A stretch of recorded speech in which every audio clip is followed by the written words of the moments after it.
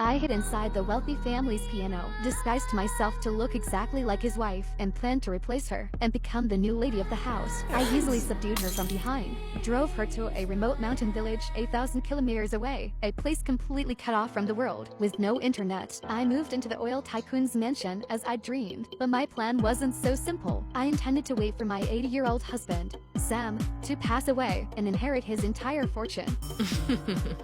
But soon I changed my mind. My husband had a wide social circle, and among his acquaintances was one particularly handsome man I really liked. I secretly hoped Sam would live a bit longer, but after the guests left, the nights with my billionaire husband were unbearable. I thought he'd be asleep earlier, but he was as strong as a young man. He didn't let me go until 3 a.m. I'd assumed a man in his 80s would be frail, with no time or energy for romance, but his stamina and vigor were unlike anything I'd experienced with any boyfriend. It was unbelievable, yet that was only the beginning of the nightmare. I found out he takes daily doses of cobra venom, freezes himself in ice, and bathes in a mix of red wine and black dog blood. This gave him the strength of an ox. He didn't even need to rest all night. I was starting to regret everything. I hadn't slept well in a month. Finally, I came up with an idea. I hired a very beautiful maid, but my husband showed no interest in her, rejecting every hint she dropped. He said he was completely devoted to his wife and loved only her. Hearing that, I didn't know whether to be touched or to cry. This dreadful life seemed to have no end in sight. I feared I'd die of exhaustion. While he remained perfectly healthy, I kept telling myself, those concoctions he took must have terrible side effects. He couldn't keep this up forever.